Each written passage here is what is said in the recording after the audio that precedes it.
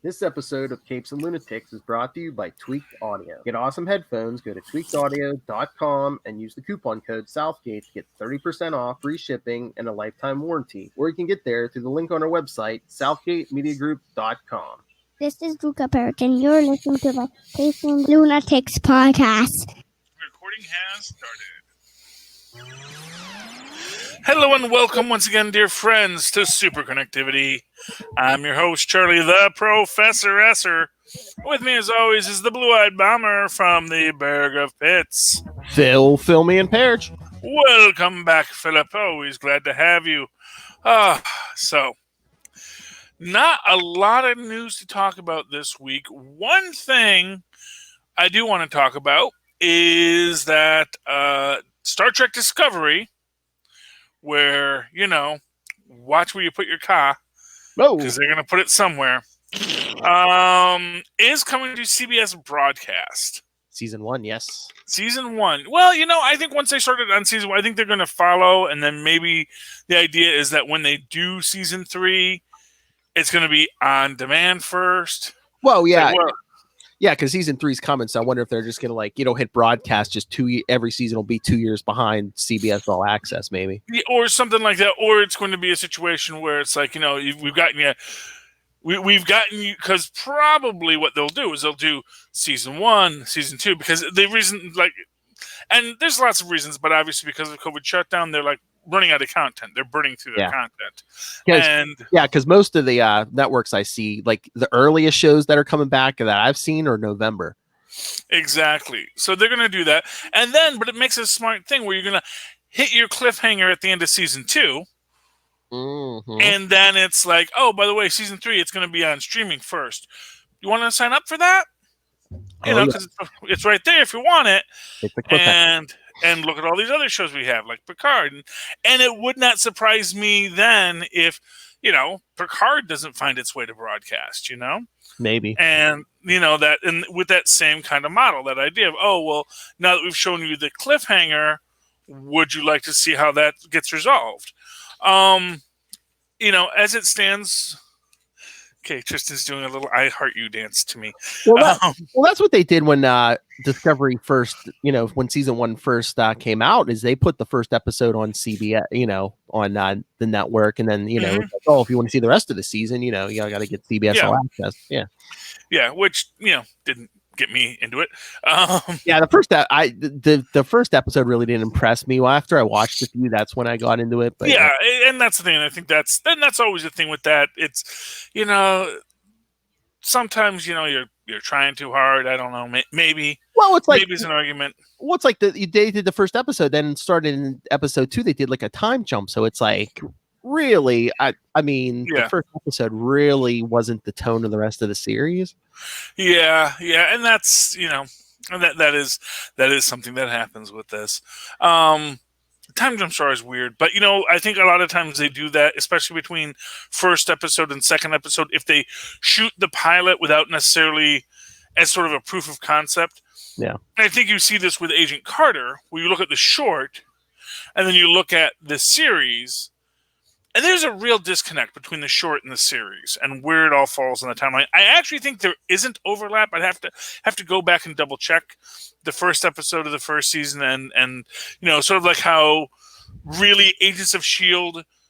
doesn't really overlap with Avengers, that actually everything in Agents of S.H.I.E.L.D. takes place post-snap. Yes. And so but also before Scott Lang returns. So they're actually in that half-depleted world. And, of course, it's not a big, overwhelming thing because there's still 4 billion people on the planet. So, over the last 5 years, humanity's been surviving. Because what else are we going to do? Not everyone has the luxury to just go and sit in a support group, Most people are just like, oh, hey, glad that person's out of my life. But anyway, so, yeah, I think it's interesting that it is coming, and that is actually what I may have as my new live tweet. When that comes in, it'll come in, it'll be at a regular time, it's broadcast. CBS, yeah. And, I'm sure it's going to have some followers. It'll be introducing people to things, and I haven't seen all of them, so, Oh, yeah, I'm sure it'll be new to me. more people give it a try since it's free. And again, a lot of Exactly. there's not going to be any other new shows out. Yeah, so I think that there's a real interest. I think it's a real interesting choice. Obviously they need content, they need stuff to put in, and this is a good source of content. Wouldn't surprise me if ABC starts airing the Netflix Defenders. We need something, man. What do we got? What do we got that we can put on ABC right now? And hey, man, Daredevil season 1. Come on. Yeah, well, exactly. And hey, everyone loved Daredevil. That is like the biggest thing. But then again, it's one of these things that, like the Agents of S.H.I.E.L.D., when you say, oh, why weren't they there? It's like, well, the agents weren't there either, There's all sorts of things going on in this universe that are beyond just what the Avengers are really dealing with, Mm-hmm. There's a whole, there's a whole Hydra, there's a whole S.H.I.E.L.D., there's a whole thing out there that goes beyond just what every character deals with. And that's always one of those things. Everyone says, well, why don't they call this person? It's like, because that person has their own problems, But anyway, what are you going to do? And again, on all these shows, it's all, I always say stuff like that too, but it's like, if you call someone in every episode, it's like, you want the main, whoever's name is on the show, you want them to be the hero of the story. Well, exactly. I don't think, but my point is, I don't think you always have to have that moment where someone says, oh, Thor's off world and the Fantastic Four aren't available and Tony Stark's drunk again, Yeah. And it's like, are you really going to call in like Thor or somebody for like the Kingpin? It's like, come on. Yeah, exactly. And, and to be fair, I do find that they do that, they do that every so often in the comics, mm-hmm. where they will say, of course, the reason we can't call in the Avengers is because they're doing their own thing. And then, of course, that was always a smart move for the comic books, because then they say, no one's at Avengers Mansion. Do you find out where they are? Pick up Avengers 14. Yep. And find out that they were all on David Letterman.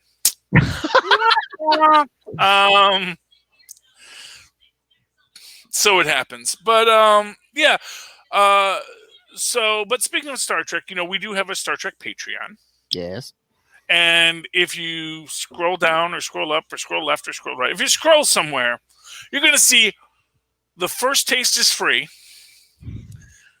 A wonderful episode with myself, Matt Kona, and the great Lilith Hellfire, and of course, our captain, Philip Tiberius Perich. And if you're listening to this on the podcast, the Patreon episode should go up tomorrow. So yeah, and that is a we basically did this new show called Lower Decks. I keep on wanting to call it Below Decks, but that's actually an A&E sex on a boat show. Yeah, I know, but my wife watches a lot of A&E. And so, or Bravo. I think it's on Bravo. It's a Bravo boat show where they, in which beautiful people have sex. As that's the theme, but this time they're on a boat. That's called TV, Charlie Esser. Yes, but on a boat, that's the hook. That's the hook.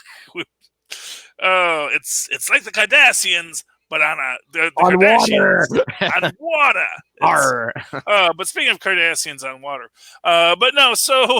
we watched the Lower Decks episodes, and so here's the thing. Phil is not a fan. I don't like it. It really hasn't hooked me yet. And again, I haven't watched the latest episode yet. I watched the first 3. Yeah, here's the thing. I guess if you're a completist, I can see why you'd want to watch it, because it is part of this universe. It is part of, even if not the canon, because it's, it can't necessarily be canon. But, if the Abrams versus canon, we can say this is canon. Yeah, but that's an alternate timeline in the canon. Well, yeah, and this is, Well, I mean, if you want to say this is another dimension or alternate timeline, I'll buy it, yeah. Like I said, if anyone can walk between these, put Q in there, Well, what I would argue is that this is maybe in the animated series universe. Okay. Because how much the animated series universe is canonical is debatable. course, I'll how buy much the original series is canonical is always debatable. Because, they got Roman planets and Nazi planets, and, And they didn't know this thing was going to last past those first couple of years. Exactly. It's like, it was meant to be an allegory, but oh no, people want to take our gangster planet seriously, like literally so seriously that Marvel did an entire Skrull gangster planet. Hey, what if we did one that was basically that Star Trek episode that was on last night? Great idea, Jack. And that's how we got that whole thing. Speaking of, was it today? I think I know it was this week. It might have been today. It was Jack Kirby's 103rd birthday. Well, Mazel Tov. Well, he's not around anymore, but I mean, it would have been, but 103rd. Still, he lives forever in our hearts. Mm-hmm. And who knows if the soul survives death? He's fighting with Stan Lee in heaven now. I was gonna say, might be with Stan. Yeah. If we could Don't at us. If we could stand to be in the same room with them now. Yes. Heaven was so nice. Hey, Jack, how you been? I think that was well documented that they had their ups and downs. They had their ups and downs, but at the same time, I think that they were colleagues. I'm sure. Yeah. Honestly, Jack Kirby and Joe Simon, the guy I did Captain America with, yeah. Yeah. They had issues too. Oh yeah. Jack liked to say he did a lot more than some of the other people working on books. Jack, I thought I actually drew Captain America first. I thought that was kind of my idea. It's like, well, it's. Jack, but Jack was a great guy and a great artist, and deserves all the credit he gets. I mean, back in the day, there wasn't that much. There wasn't that much money in comics, was there? People were scrambling for everything they could get. Yeah, exactly. And but yeah, so 103 years, man. That would have been weird if he was still alive, though, because it's like, it would be great. Everyone should live to 103 and then some, I almost thought Stan was going to do that. Yeah, it's, I know he was getting, he was having difficulties at the end there, but he just seemed to have an energy, just. Yeah. Well, he was still creating. He was still signing stuff. He was. Oh yeah, he was still shaking. He was doing videos. He was doing videos right till the end, man. Loved doing his cameos, and it is what it is. But when I was a kid and I was like first or second grade, we had to draw the story of our life and did all the things I would do in my life. Really have done none of those. But I died at 99 in that. Which is, didn't make 100, which I always thought was interesting. I just said, I'm just going to get to 99, call it a day. I don't want to do triple digits. Oh, man, you got to get a whole nother line for the cake. That's hard. Triple digits. Yeah, anyway. But, so what we're talking about, we were actually talking about Star Trek Lower Decks. Star Trek, yeah. Oh, Star Trek Below Decks and Lower Decks. Star Trek Lower Decks. No one's having sex yet, Charlie Esser. Come on. Well, that we know of. I said yes. Yes. But you still haven't seen episode 4. Episode 4, I actually think, I guess, episode 2, as I've said on the show, it was a rough one. I like episode 1. I really do like episode 1. It's wacky, it's zany, but then we also get a mystery introduced at the end, which is what I think a show like this has to do. Mm-hmm. Anytime you're going to take a dramatic thing and make it into a comedy, you're going to have to reward viewers for sitting through the comedy. It can't just be a gag. There's got to be a mystery underneath. I guess there's an audience for this stuff, but I don't know if I need wacky comedic Star Trek. Even if just because it's animated, does it have to be wacky? Well, they have a non-wacky one coming too. Oh yeah, the Nickelodeon one. Yeah, the Nickelodeon one, which is, I forget what it is. Is it Starfleet? I don't know, but I think it's supposed to. I think it's also supposed to be, again, young Well, yeah, it's a new teenager and steal yeah. that ship or whatever. Yeah. It's like it's not focusing on that command team. It's focusing on the red shirts basically, or the gold shirts as they are now. I think we compared it to Voyager or something, but it's like a bunch of kids or teenagers. Yeah. Oh yeah, that's right. Though it's teens steal a ship. Yeah. They steal like a derelict Federation ship. Yeah, like an old broken down ship. Yeah. Yeah, and then they go off on their own adventures and wackiness ensues. So, I think they're going to have that as well. But and again, in something like that, again, it's going to be a thing where there's going to be this through something else I can live tweet. Although, that is actually a thing with adult cartoons.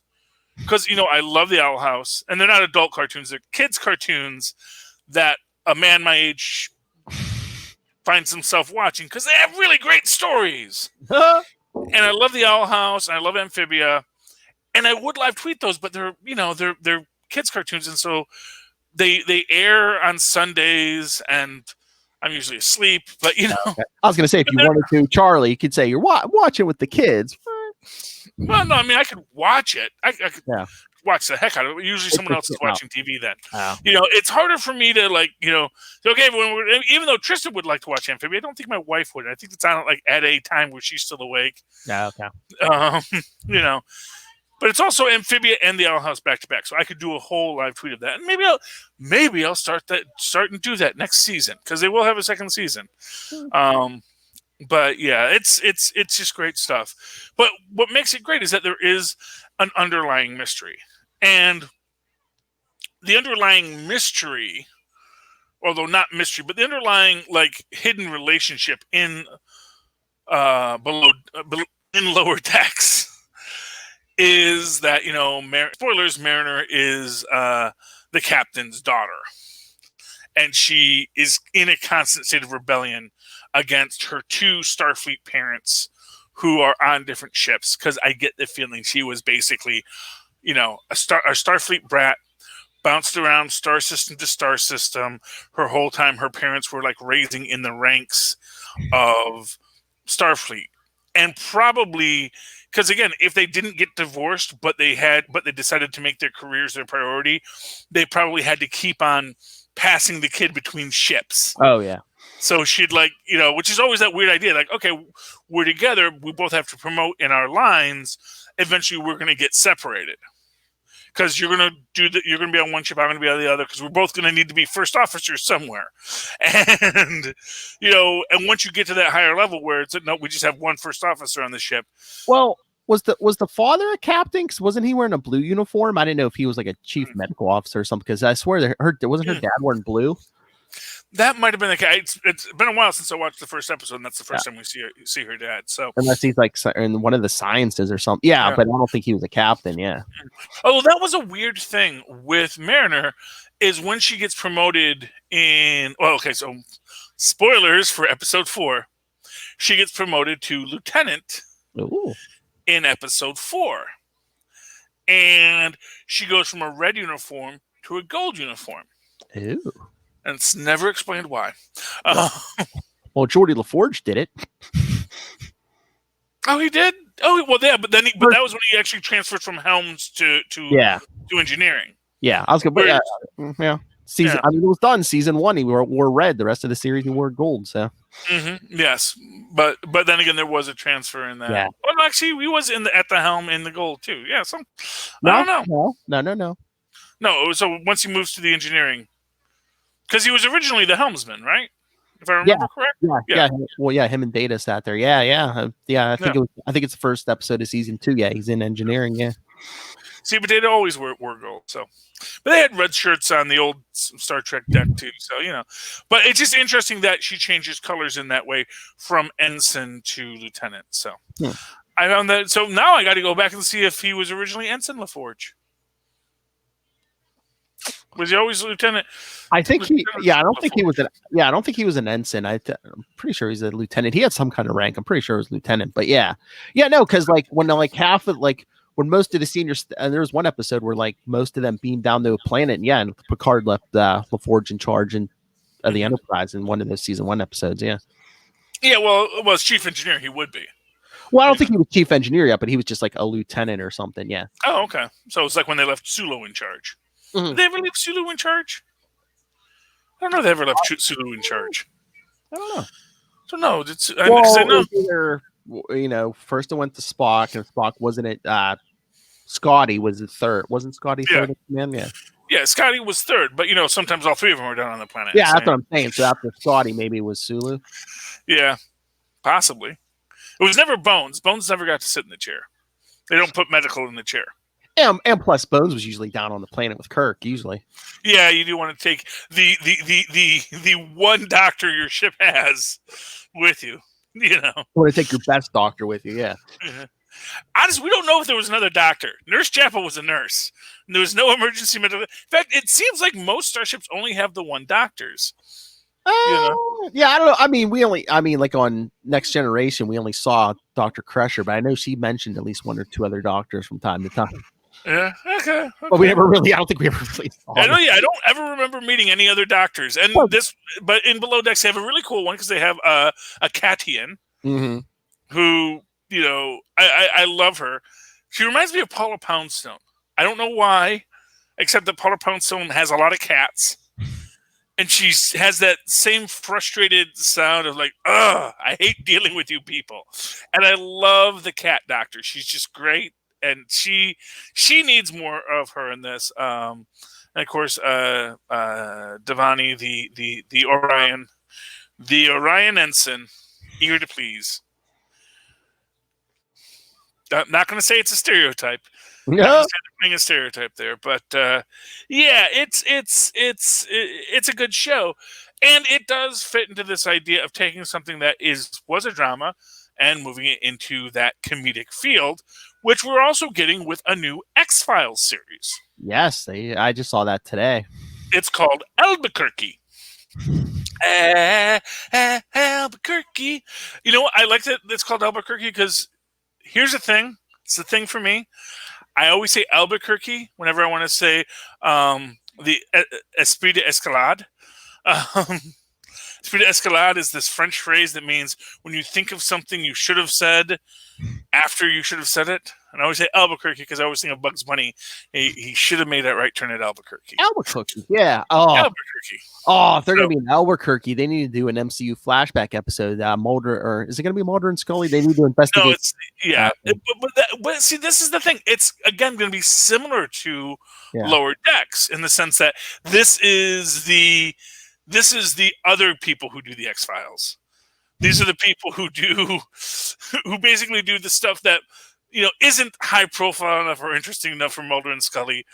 So they actually probably wind up finding although for what it's worth, they actually once wanted to find out why so many people in a town were born with tails. So it's like I don't. It's like how deep does this barrel go that you got to scrape it? But they're gonna be like hunting down Bigfoot, and he's gonna be like, "Hi, I'm Dave." Daryl. Yeah, exactly. Daryl. What do you mean Bigfoot? That's mean. Daryl Sasquatchki. But it comes into this idea that you want to tell a comedic take on a drama, and the way you do it.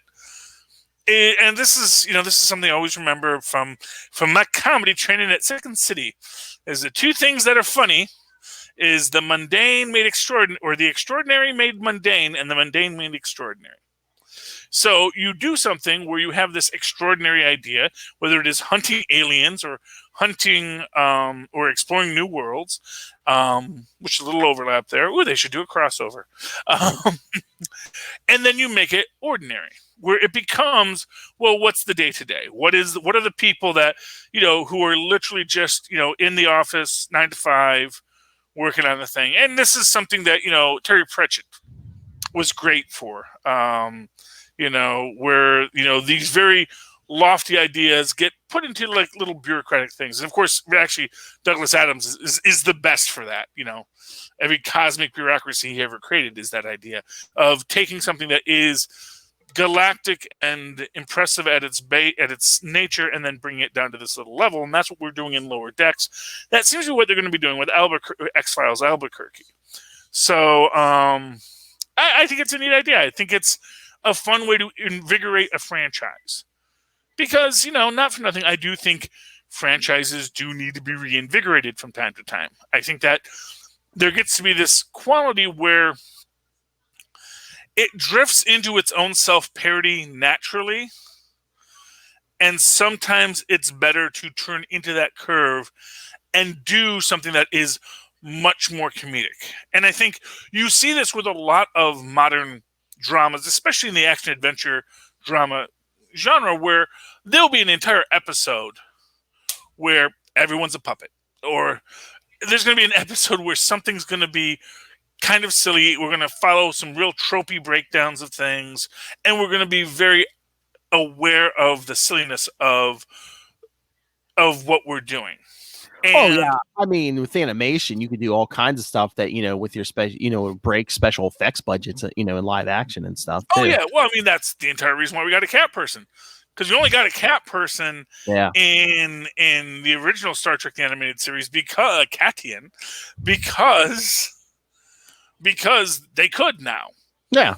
You couldn't afford to put someone in full cat makeup in the old days, but now we could make her a sexy lion too.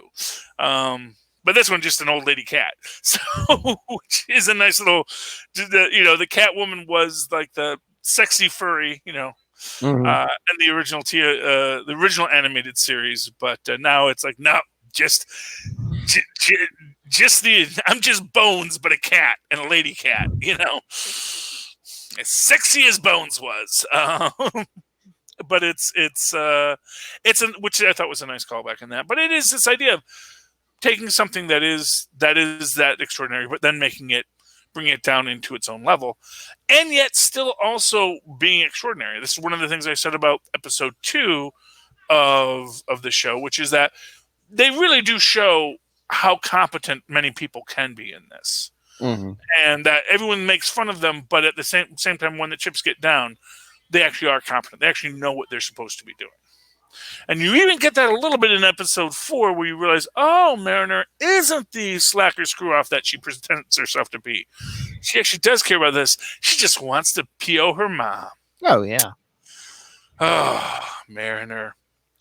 Anyway, you want to talk some comic books? Yes. Okay.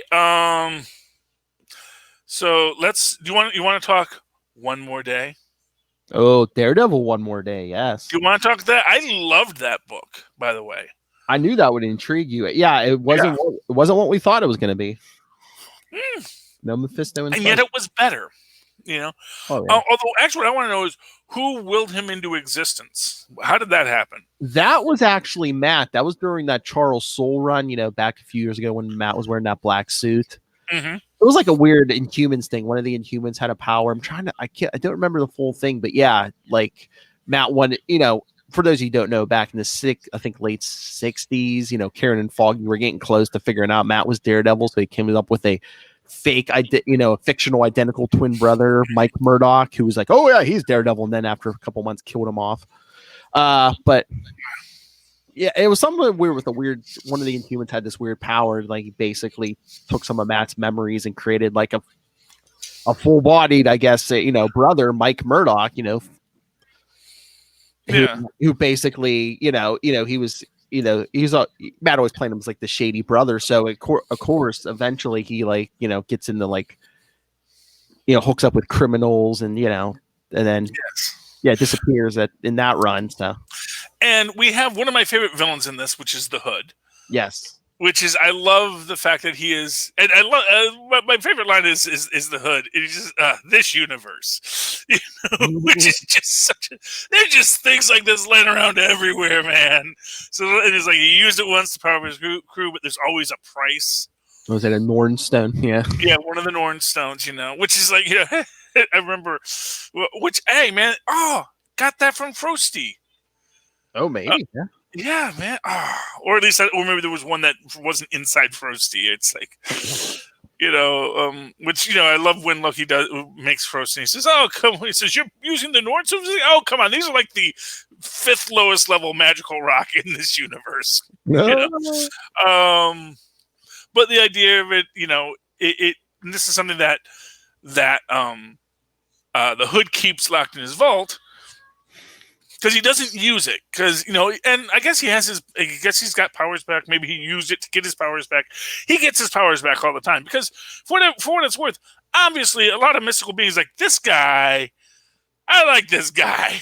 Well, this guy's doing something good for us. Well, like you said, there's a price for all this stuff. So I think he uses, he keeps that Nornstone for, the day when he absolutely needs it. Yeah, when he needs one more day. Oh, yes. Yeah, he said the name of the thing. So, and I guess in this whole idea is that Mike Murdock, he knows he's fake, but he wants to be a real boy.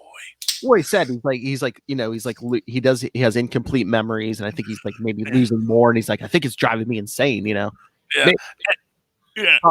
She has a nice heart to heart with a Black Cat here. Yes, because doesn't she steal the Nornstone for her? No, she steals the book that tells him to use the Nornstone. Oh yeah, so, I had to find a book, and then I don't even know what he gave her. Oh, he just gives her the money. That's right, because that's what he was saving up for his condition. And then he steals the Nornstone from the Hood, and he basically wills himself into existence, and we get his background. And I love that he has this buddy named Butch, who he also. So that's the interesting question about this. Oh, did he create Butch too? Did he create Butch, or is Butch real? Oh, because Butch might be real. Butch might be one of Wilson Fisk's illegitimate kids. Maybe, yeah. He knows about Fisk. Maybe Fisk knows about Butch, because for what it's worth, Wilson Fisk knew about Mike Murdock. Yes. Because so it's possible that Butch had a relation. Butch existed, and it's an interesting question how this all plays out. And this actually gets me intrigued. And it is apparently ongoing. It's not like we just get this one more day and then that's the end of the story. Oh no, yeah. Chip Zdarsky said, this is going to be a big thing going forward. Yeah. Yeah, I'm wondering if it's going to be in the next. Because I almost felt like, next issue of Daredevil, that's where this plot starts to kick off. Maybe. You know what I'm wondering? Eventually, is Mike going to try to sacrifice himself for Matt and be like, oh yeah, no, it was me in the Daredevil suit who killed that guy. Yeah. Wouldn't that be ironic? Yeah. Or Matt gets arrested as Daredevil, but they arrest him. It's like, now we have to take off the mask. Now you're arrested. So, yeah. Mike Murdock, I see. Wait, aren't you a petty criminal? It's like, yeah, I am. But I'm also the Daredevil. Bum, bum, bum. Boy, I hope that's not the surprise twist, because now they're going to be like, fudge! Because they all listen to this show. They're like, they got us! Oh, now I got to completely rewrite all the chicken. Making us rewrite the whole dang story. And then we'll be a comic book legend ourselves. But I liked that. That was good. That was really enjoyable. I know you read this book, Force Works. Force Works, yeah, 2020, number 3, yes. Number 20, which apparently was always supposed to be the only book in that. I did not know that, because it doesn't say limited series. It doesn't say... Well, all the 2020 stuff was only going to be for a limited time. Like I said, even Iron Man 2020, number 6 came out. That was the last one of that. Yeah. But you know what's weird about this? Is nothing about this book implies anything to do with what's going on in the Iron Man 2020 stories. Oh, yeah, no, this is just totally a stand. This is literally, this could happen at any time with this group of heroes. The one reference you get is the fact that, when they need to blow up, when U.S. Agent wants to sink the island before Ultimo comes, which, would that really stop Ultimo? I mean, wouldn't he just keep on walking? He's not indestructible. Is getting wet, is that his weakness? In which case, why didn't you spray him with water? Why didn't you bring Hydro Man on this thing? I don't think water hurts him, because I know at one point he was down in the earth. I mean, I don't know. Well, yeah, and really that's even how they get him at the end, which also is one of those things was well, is that actually going to stop him? I mean, now that MODOK's in charge of him? I don't know. So there's a couple holes in this, but this is and I enjoyed the story. It's a fun story with, Deathlocks and all that kind of stuff, Deathlock technology. But it also definitely comes across as like there's nothing, like the only thing that ties it back to the, the current Iron Man 2020 line is the statement like, don't we have enough problems with robots back home? Yeah. But the whole Ultimo thing, they were just like 3 issues to set up that Ultimodoc joke. Yes, literally. Which I think was too much work. And even Quick says that it's not as clever as you think it sounds. I know. He went from a big head and a little body to a big body and a little head. Womp womp. But I do like what they did with U.S. Agent at the end. Oh yeah, where he agrees that no one should have Deathlock technology. But it looks like he gives Maria Hill the information. They're like, oh, so screw you. But then he's like, oh yeah, he gave her a blank flash drive because by the time Maria Hill figures out it's fake, all her guys will have destroyed everything. Yeah. Yeah, exactly. And I guess I can see why they want Deathlock technology because technically isn't Deathlock technology from the future? Yeah. Yeah. So it's like it's future cybernetic tech. You're basically making like cyborg zombies. So it's like, yeah, you're basically building an unkillable army too. Yeah. Yeah. I wonder if it always seemed to me with it that it really like any dead person you can slap this stuff on and it brings them back to life. Like if it's a fresh enough corpse, you just stick it on them and they. Yeah, I think they always went for people with skills, so they'd be like a highly skilled zombie. Yeah. Oh yeah. Well, you want only the best when it comes to zombies. Although a little upset they didn't reference when Rhodey puts on the cybernetic enhancement and says, "Oh, you turned yourself into a cyborg." It just says, "Well, it's not really it's not like it's the first time." Oh, you probably didn't read Iron Man. I'm gonna have to tell you about Iron Man 6. Oh my lord! Did they find Rhodey's original body? The whole thing is like at the end of 5, Arno's been screaming about, oh, everything I've done is because this giant techno alien menace is coming to destroy Earth, and it looks like it shows up at the end of 5. And then him and Tony and all the robots fight it because he's like, I'm sorry I did things the way I did, but I was trying to fight this. But then at the end, when it looks like Arno beats it and everything, it's really Tony puts him in like a little bubble version of the escape and basically Moriarty's him. Speaking of Star Trek, Moriarty's him. But then they're like, oh hey, he might figure out he's in a simulation unless those fake parents go in there with him. So they go in there with him. So basically, Arno's all bubbled up. So at any point in the future, if they want to bring him back, they can. But no, after they wrap up Arno and everything, how remember I told you before, Tony was like, now he's real because he was building himself a real body. I don't know how.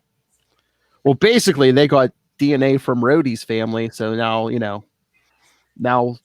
I guess I don't know if it's the original body, but Rhodey's like in it as close to his original body as he's gonna get. No, I mean like when he was a cyborg. Oh. And then he grew him a new body.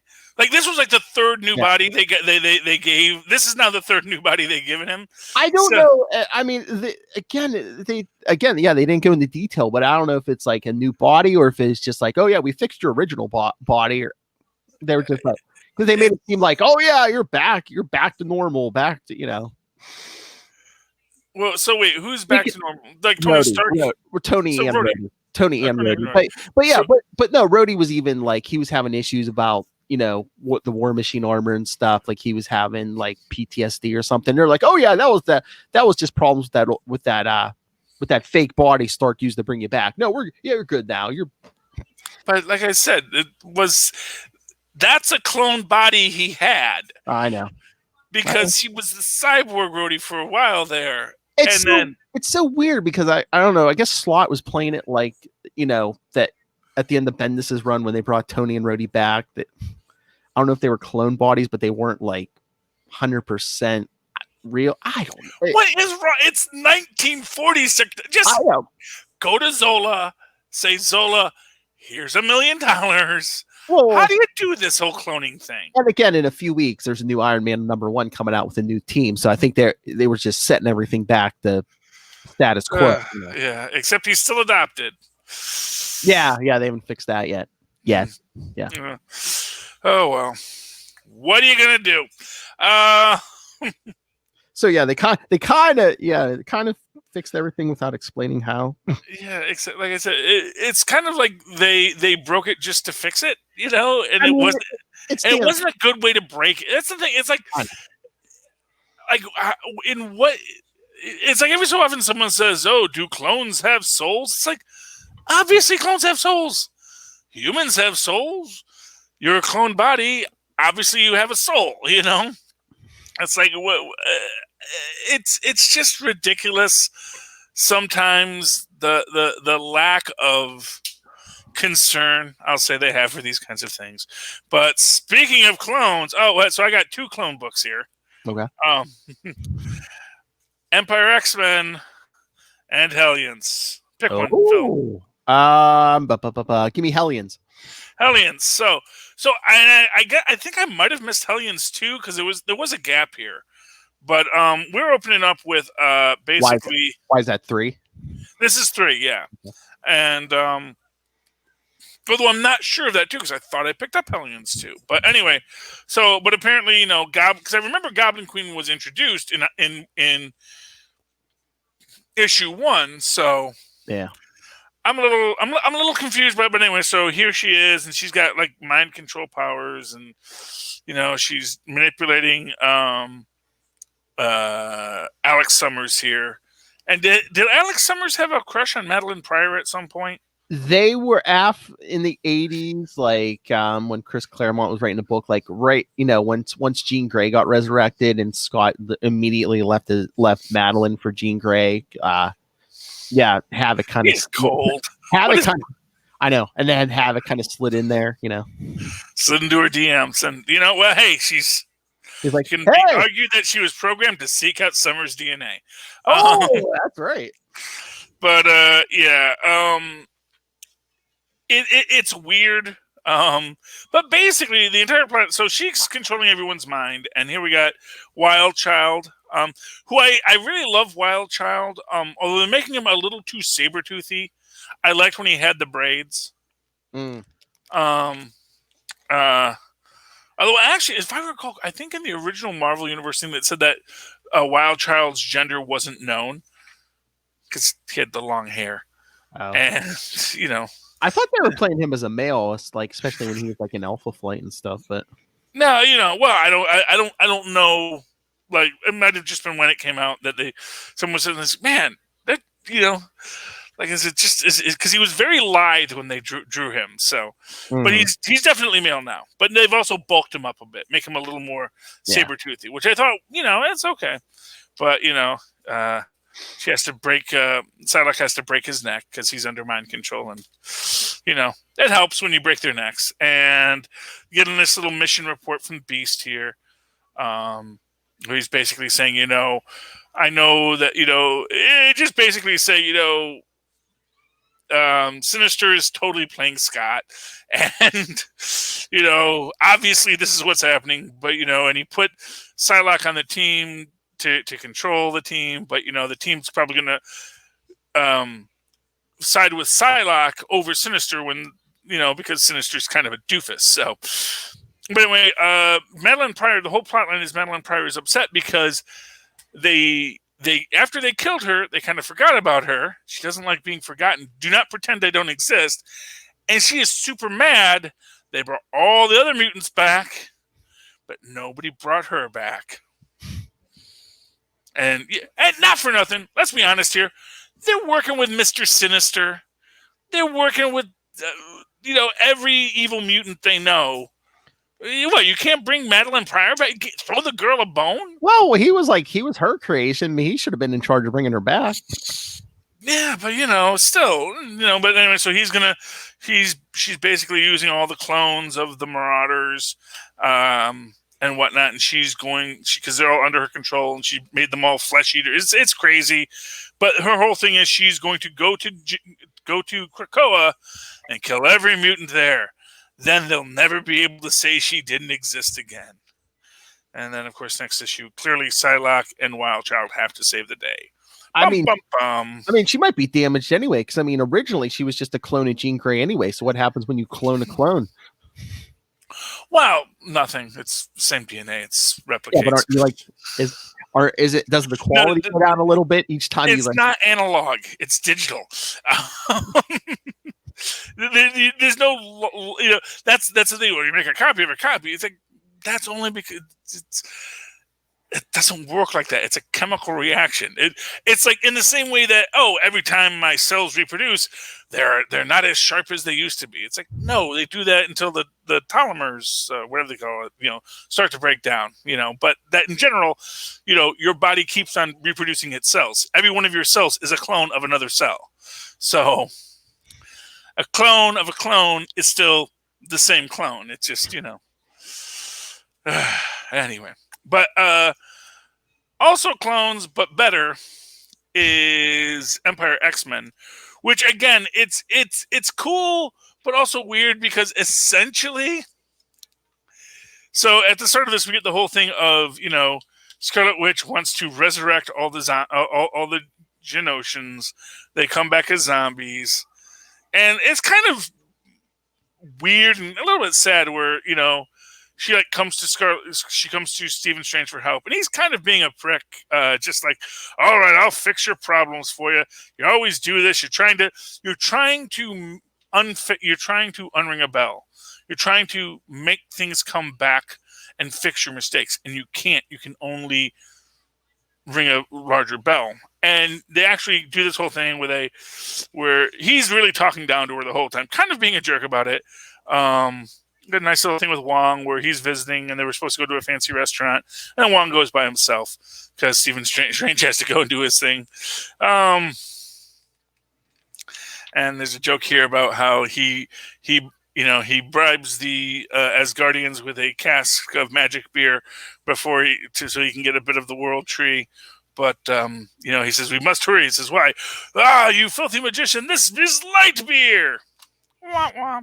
Because they do love their humor in this. And then basically what we get here is Steven puts a spell around Genosha so that no undead being can leave it, which is also probably why they were having the problems with the what do you call it? The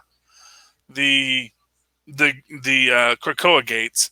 And then he basically does this magical spell to undo the zombies, because basically and that was actually a weird thing, because he's like, we have no power over life, and it's like, wait, didn't you just bring back Las Vegas a couple of weeks ago? And look how well that day went. Yeah, well, I mean, true, and if nothing else, that's his thing. But it's also sort of like, again, he's a real prick about it. But the whole thing is, he says, "Oh yeah," so well, why are the zombies still here? It's like, I told you, you can't make something not happen. All you can do is make another thing happen. It says, so I made it so that the zombies will fade away as this, stick fades away. And it says, and that'll be about 30 days. And then we find out that, 29 days later, it's basically, so essentially it's set up in this, that the entire zombie situation is going to resolve itself by the end of this day. And arguably the zombie plants one too. So there's a whole thing. And for what it's worth, there's a lot of stuff here. We get this interesting bit with Beast here where he's talking to himself. And one of himself, he calls himself Dr. McCoy. The other one calls himself Henry. So, interesting thing, a little split personality storyline there. They bring in this kid who is apparently the kid who can blow himself up from the previous episodes, who was a mutant. Because when they brought back all of the mutants, I guess they brought back everyone who died in Genosha, or just maybe all their friends. I don't know. I don't even know who this I'm a blow up myself kid is. Maybe he was from some X book, probably when they went to Genosha and he got blowed up. But he meets his zombie self and they have a nice heart to heart and all this kind of stuff. So that's kind of cute. They kiss the girl that can make herself smell like spiders because that's her mutant power. Oh, I guess the argument is that if you could make yourself smell like a spider, maybe you can control spiders through pheromones. Anyway, they blow up the big, but this is actually what the whole book is for. This whole scene is the zombie and the clone talking about how they've both been brought back from the dead. And it's like, but what am I and what are you? Da, da, da. You know, but they don't get bogged down into which one of us is the real me. It's just sort of like, oh, okay. They sort of joke with each other and have fun. And then the zombie him flies into the plant zombie, blows it up. And then there's this whole thing where Ileana, of course, she's the goblin, the demon, whatever she calls herself when she's in the demon form. And it's like, and everyone will bow before me. And then, of course, the magic fades. And she's like, oh, wow, that's embarrassing. And, you know, they get the wrap up. Hank Pym stole the horticulturist technology that allowed them to hack the Krakoa gates. So you could figure out how they did that. And then, you know, everyone sort of lives happily after ever, except for Scarlet Witch, who's very sad because she killed 16 million people. Or she killed a bunch of... She did something, and it did not go well for her. So she got a lot of regrets, that Scarlet Witch lady. Any other books you want to talk about tonight, Phil? Well, you're talking Empire, X-Men number 11. I mean, it's a nice little story. I mean, it's basically Exodus telling was it Exodus? Yeah, telling a bunch of kids this story about the hero of this big battle when the Kotati tried to invade Krakoa, and it's Magneto. It's basically Magneto's like leading some of the troops to beat the Kotati. Yeah. I mean, basically, you know, he's hitting guys with metal stuff, and then like he finds like the big Kotati leader who's like basically controlling them all, and then he basically just starts dropping like satellites on them and stuff. But it's just so funny because he drops these satellites and he's like telling he's telling Magic. He's like make sure we know what nations these weather satellites came from, and we'll forward them whatever payment. And she's like, what about those military satellites? He's like, oh, you mean the ones we're not supposed to know about? He's like, yeah, tell them we don't know what they're talking about. That's cool. Yeah. There were some good things in here. Oh, and honorable mention. I don't know if I mentioned this, but the last issue of Empire Captain America.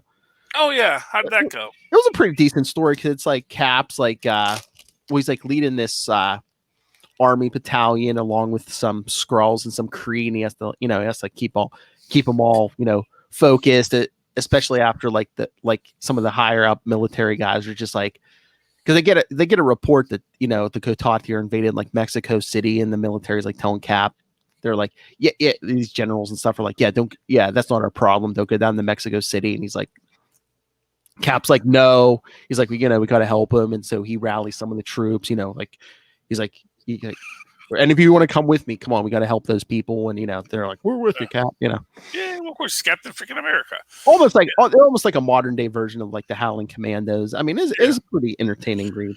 Yeah, because clearly Mexico doesn't have its own superheroes. Well, it doesn't seem like any of them showed up. That's always that's a weird little thing sometimes. It's like, hey, they he should go down there and like meet El Dorado or whoever that guy from the Super Friends was, and Puma Man is here, don't worry. But I mean too, I mean there's like a giant Kotati creature like rampaging through the city too, so I mean it's like they probably take all the help they can get. Yeah, fair enough. I mean, I'm sure they're not going to be upset with it. It's just, Yeah. Especially, and it's Krees and Skrulls, so it's not like they're bound by, U.S. borders. So, but yeah, but that's cool. And I, like I said, I would just always like to see like the local superheroes. But then again, the local superheroes, as I always say, they had other things they were fighting. That there were like 6 other invasions while this invasion was going on. Exactly. You got no idea. There was a whole other group of plant monsters from another dimension that were coming in. So. But I mean, yeah, if you like Cap stories, especially where he's like being a big leader and like symbol of the rally of the troops. Yeah, this was like it was nice. I was debating on the ground story. Yeah, I was debating picking it up. I might pick it up in the trades because it does sound interesting. But yeah, okay, so that's cool. All right, Philip. So I think that's another episode. I think we got to a lot. We got through it nicely, under an hour, and. Let me just take a few moments here. Now, you've all been listening to this. Hopefully, you've been listening to this on tweaked audio headsets. And if not, why not? high quality headsets, inexpensive for you. I don't know how much they cost, but probably a lot cheaper when you use the Southgate code, which is Southgate, as a coupon code when you at checkout over at tweakedaudio.com. And also we can use that code is at huntakiller.com, where Michelle Gray needs your help to sort of figure out this cold case she's working on. So go to huntakiller.com, go to Tweaked Audio, use that coupon code Southgate at checkout. You'll get a little discount to what you're doing. And if none of that interests you, just go down to the notes, click on the Amazon link. There's something to interest you there. It's going to cost you nothing if you go through our link, but it's going to help us out a lot. So try that. And while you're there, check out Pod Life, the book, which is a delightful book written by the Southgate Media Group gang of people about why they podcast and what it means to them. So that sounds fun, if you ask me. So read the book. Alrighty, Phil. If anyone does that and they'd like to talk to you about that or something else, how can they find you? The easiest way is to always contact me, email me, or capesandlunatics@gmail.com. Call the voicemail 614-382-2737. That's 614-38-CAPES. And links to everything we do is at social media. Everything is Linktree, linktr.ee/capesandlunatics. Very good. And if you'd like to write to me in that old-fashioned email way that our Maz and Paz once did, do so at superconnectivityblog@gmail.com. That's superconnectivityblog, all one word, at gmail.com. Follow me on the live tweet. Follow me on Twitter as I live tweet things coming soon. At Charlie Esser, that's CHARLIESSER. Look for the 2 E's in the middle. For quality. Bing! Thank you, Maz. All right, ladies and gentlemen, thank you once again for joining us here on Super Connectivity. Why don't you come on back next week and super connect with us again? Good night. Good night. What a showman. Gotta do the funky chicken, man. Song and dance, man. I dance like Rerun. Not Rerun Van Pelt, but Rerun from What's Happening. That's what I thought you meant. Yeah. No, but there is a cartoon character named Rerun Van Pelt. That's Linus's little brother. Oh, yeah. Yes. But I like Rerun from What's Happening, because he was another ample American, and like myself,